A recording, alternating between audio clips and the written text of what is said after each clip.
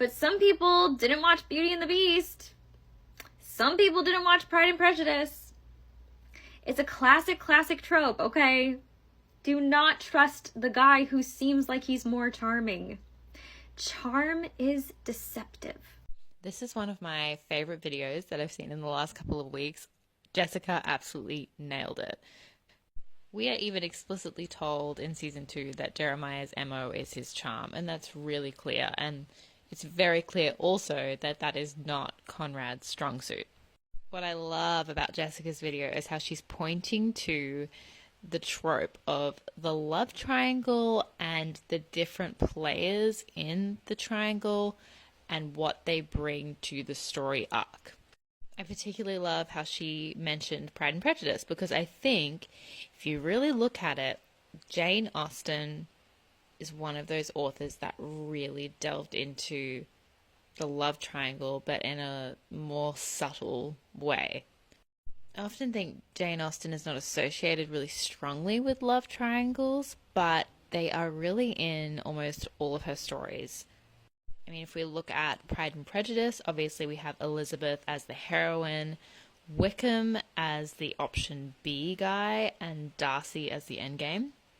In Emma, we have Emma as the heroine, Frank Churchill as the option B person, and Mr. Knightley as endgame.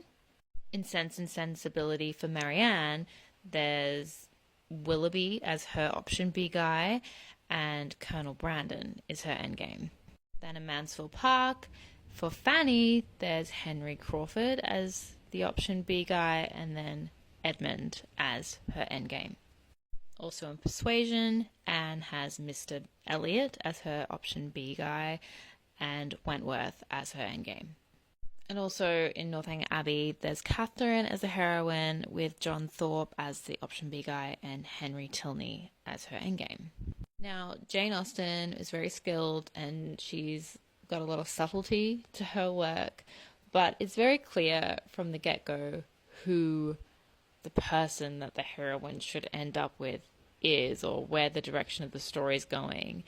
But the option B person initially looks really appealing. They're generally always very charming. They come off as being a really good choice for the heroine, but there's always like a hint that there's something fishy going on, but it's never fully explored until later in the story.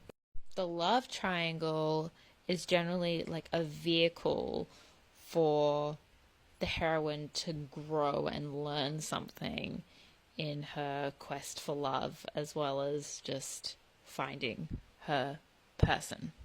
Throughout her novels, Jane kind of guides her heroine on this ethical journey in which at the end she makes the right choice. But the suspense during the plot doesn't usually come from like, oh, will she choose this person? Will she choose this person? It's more just waiting for the heroine to realize who the right choice is for her, which the audience can already see, and then pursue the relationship with that person. It's very clear to the audience that Wickham, Frank Churchill, Willoughby, Henry Crawford, Mr. Elliot, and John Thorpe are not the right person for the heroine. Not just because they're not the right fit for her, but also because there's something a little off about them. Either they've done something dodgy, or they're just a little bit creepy, or you find out some things about them that basically make them clearly the objectively terrible choice. And there's kind of no argument about it. And I think that ties in exactly to what Jessica was saying, in that often what we see from characters, especially in the early stages of a plot, and even throughout, like a good chunk of the plot, is that this beautiful charm, this warmth, and the ability to win over people around them. And then there's often little hints of other things that are coming through and eventually come to the surface about the person's true character. Jenny has also made it clear to us that Conrad is a Darcy type figure.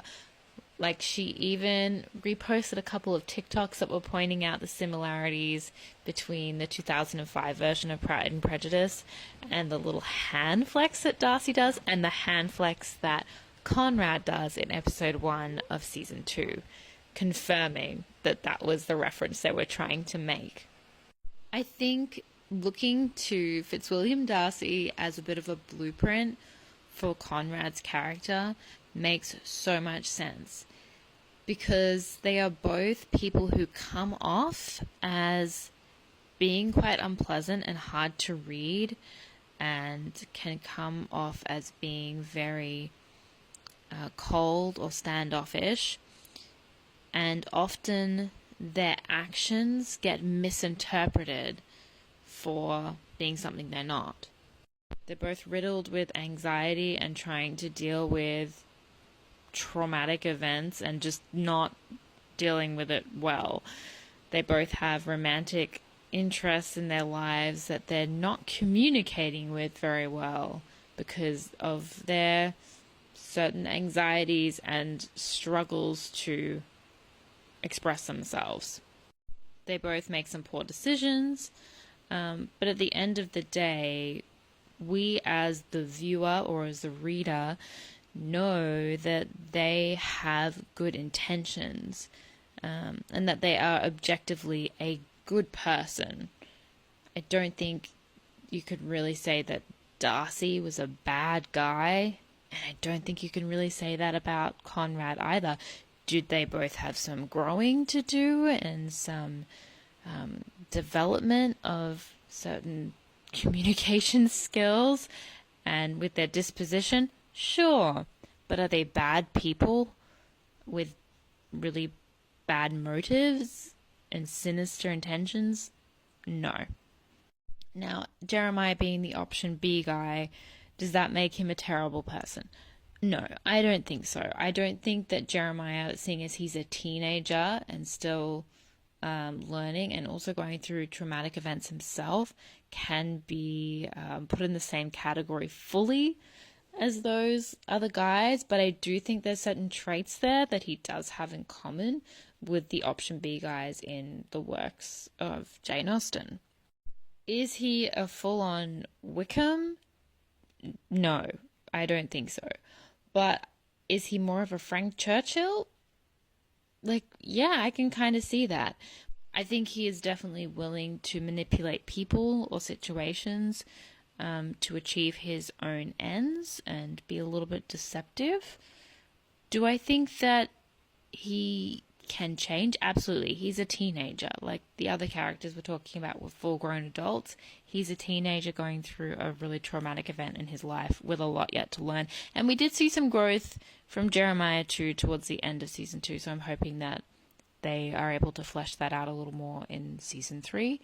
But I think overall, these 3 roles that are typically in a love triangle, particularly a Jane Austen love triangle, are very clearly being fulfilled in The Summer I Turned Pretty.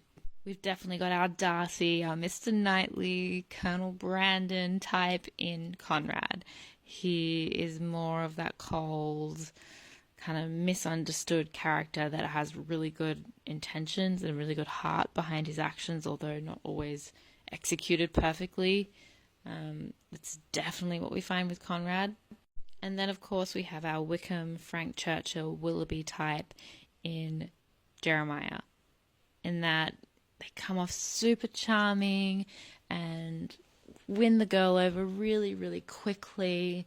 But then as time goes on, some less than favorable characteristics or certain things that have happened come out of the woodwork, and they end up being the clear poor choice for the heroine.